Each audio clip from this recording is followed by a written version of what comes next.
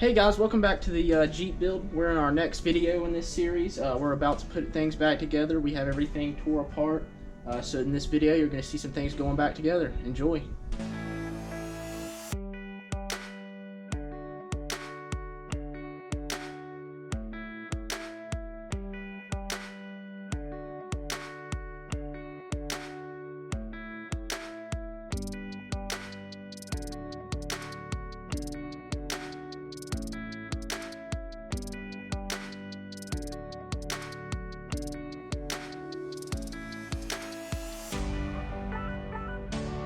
Okay, we have our oil cooler out. As you can see, it needs to be very clean. Be careful, drain enough antifreeze out. That way you won't get a flood like I did that contaminates the oil jacket. Anyway, so if we look right here, we've got two styles of O-rings. One is your original equipment from Mercedes-Benz. It's the soft, pliable, orange gasket material that's used on the oil coolers and insignificant, also other places, which is replaced by the purple Viton. That's also, speaking of that, other places like the intake, for example, the intake tube on these engines. However, here in the situation of the oil cooler, the purple Viton is much more durable. So that's your retrofit whenever you take this out. Now, with the oil cooler, you have no way of knowing whether or not you've got orange original equipment O-rings or you've had somebody already service it like we're getting ready to do with the purple. You just don't know. So we're doing a few other mods. So while we're there, we're doing it, and boy, I'm glad I did, because the original oil cooler actually did have the orange on there, so I would end up going back in there anyway at some point in time. So great idea to go ahead and go in the beast of the animal, go deep as it were, and get this done. Okay, here we're gonna install our new Viton purple oil cooler seals on our new oil cooler. Now, you don't have to get a new oil cooler, but I did in this case because it came in a kit, the Mercedes-Benz kit. For this application of all the gaskets of changing this. So sometimes when you add them in there, your seals maybe aren't quite large enough.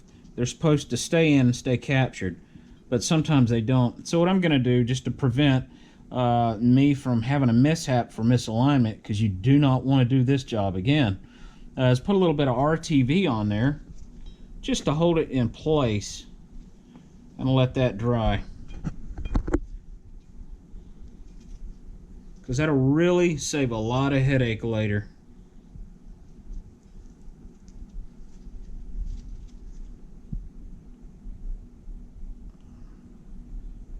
Just a little bit. Just to let her dry. That way those will be captured for you. They'll go right into place, because after you put it down, it's a flat plate. You're not going to be able to see it. And definitely want it to seat properly. Previously, you probably saw how we had the swirl valves. We removed the swirl valves. We did a full swirl valve delete. Okay, what you're going to see here is the end of the casting has been cut off for the lock keeper and the swirl valve inserted in through into our intake ports. Basically what we did is we took everything out, as you saw previously. What I've done here is I've had some dowels turned down at the machine shop. Took 1/2 inch 60/61 aluminum and had them turned down to about 316 to 317 thousandths. And what I did is I had them cut to 1.2 inches. Now that left enough on the outside here when it got welded for it to grab onto. Now, you must use specific aluminum and specific rod to weld these things in here. So 60/61 on a factory cast is what you want to use, especially if it's going to be under pressure, as our situation is. It's going to be turbocharged. You want to weld these up real good. These may not be the prettiest, but these are absolutely durable welds, so I'm never going to have to worry about it. Because our full swirl valve delete, we're not going to need that because we're tuning all that out. Swirl valves have typically in the past been very problematic. I do have to say on this engine, these intakes were not very sooted up very bad. Somebody did take care of this engine. But either way, these are reliability mods and also fuel economy mods. So we're saving money, we're saving fuel, we're helping the environment, believe it or not. Anyway, just wanted to show that out to you and point this out. I know other people have done it, but I've not seen any YouTube videos on this. Also, I want to point out we're going to do the full EGR delete. We're going to have plates going over this properly and plates going over for our EGR valve, which would have sat in here. Okay, so we're starting to go back with our EGR delete kit. What we have here is we have the upper cap, which is where the EGR used to go. Then we have the cap for where your EGT sensor used to go also. So there's a cap for that. Also down here there's a your EGR tube from your exhaust wad pipe.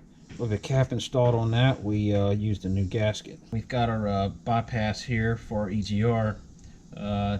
That's your hole for your EGR gases, and then what you have here is your coolant hole.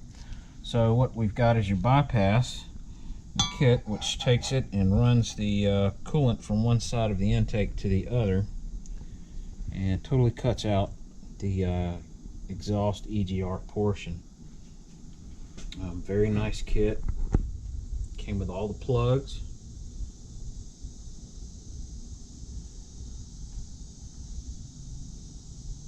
Okay, so now we're going to put in the both intake halves. You'll notice I'm using the filter. I'm using the old filter right now because right here in between the two you have a sleeve that's got O-rings on both sides.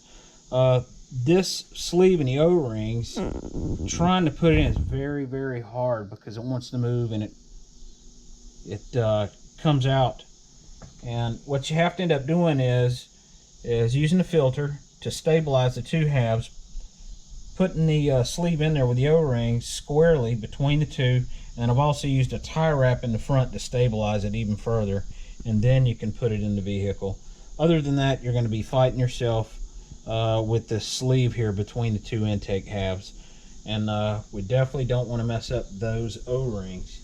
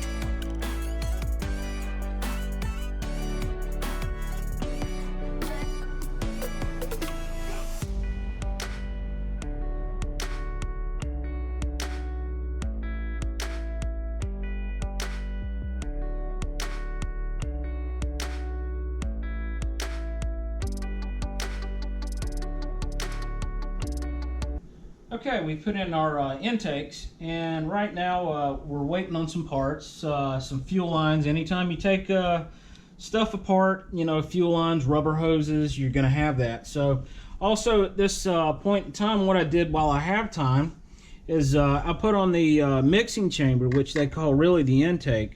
Okay, we use new O-rings and new gaskets. Also, you definitely want to follow your torques. and your maintenance manual or your engine manual for your OM642, because this is aluminum with some composite or plastic ABS parts. You definitely don't want to over torque them. They're really light torques. You want to follow that. So we had the thermostat out because it's easier to put in our intake, or the mixing chamber rather, to the two intake halves. So after I did that, then I put the thermostat in.